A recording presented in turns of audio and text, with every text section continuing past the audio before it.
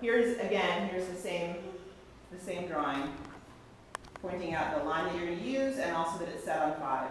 Pointing out here the parentheses and that there's an extra hole. Okay? Here's the drawing of how you need to be setting up your Ames guide relative to your paper. So now, everybody do that. Take your T-square and lay it across your paper. It really doesn't matter where at the moment. Just so that there's somewhere towards the top-ish, and so there's enough room at the top for your Ames guide to run across your T-square, like this. Okay, it's going to sit on top of the T-square. Make sure the holes of the Ames guide, I'm doing this up here because I can only hold the board up here. Yeah, but so if you need to see, get up and look. something like this, so that the holes of the T-square, or the Ames guide are within your panel. Doesn't really matter where exactly at the moment. Okay? And then what you're going to do is you take your mechanical pencil. This is why I told you to get a mechanical pencil. Regular pencil won't work right now, so your blue mechanical pencil. You put your pencil into the top hole, the single hole here.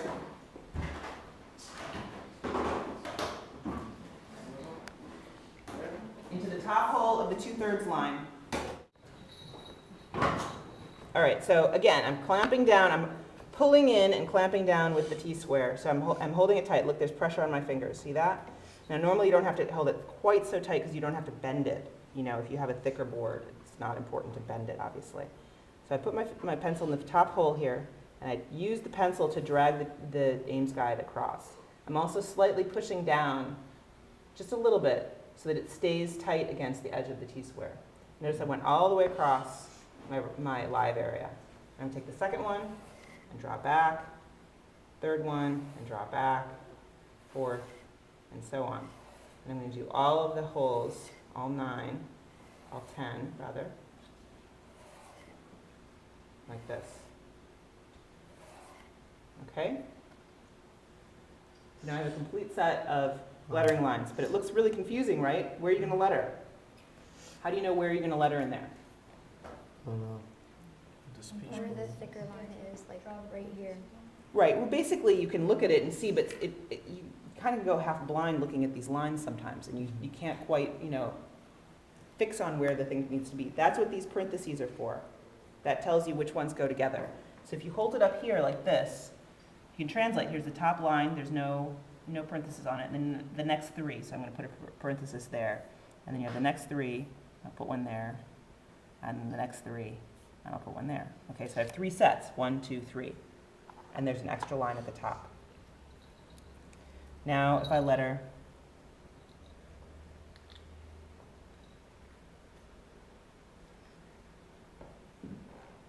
When you letter in ink, you can just erase the pencil after. and after you ink, you erase it, yeah. But you pencil it carefully, Yeah. and you get it centered, you get it all set in your pencils before you ink, and then you ink, and then you erase. Alright. So if you make mistakes, you want to start over and do it in the pencil and not wait for the inking. Have you ever made like a typo? Oh, all the time. All the time. That sucks. Yeah, but there's ways to fix it. Okay, so now say you're me and you have way too much to say and you have only 3 lines. Not enough, right? So how do I lay out the next one so that they go with these ones and there's not too much space between them? What's my key on here? The fancy first hole that doesn't have a parenthesis on it, right? So I go here, I take that first hole, the one, remember there's 3 sets and there's a single. The single one lays out on top of, and what I do is I look through it like this, and I can see the line through it. And I'm looking straight down, and I center it on the bottom line. So the top hole goes on this bottom line, and I keep going like this. I can make as many, make the entire page full of lettering lines if I want to. Oh, so it's like the first one's already finished for you. Yeah, the first line's already finished for you, exactly.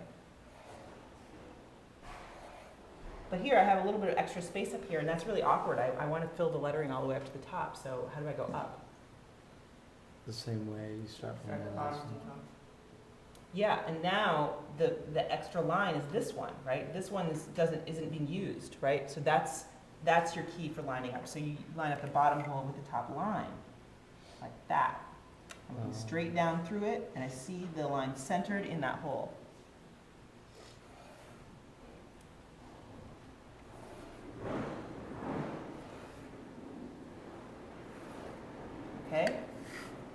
So now I have a whole bunch of lines. And I can go in and make my parentheses using this as a guide, like that. Now I have 1, 2, 3, 4, 5, 6, 7 lines of lettering potentially. I can just keep going down from there. All right, everybody understand? Okay, so let's all do this. And here's your guide back. Make a bunch of lettering lines and then just letter some stuff. You can copy stuff from the textbook. You can write, you know, a personal essay. You can write down the Declaration of Independence. I don't care.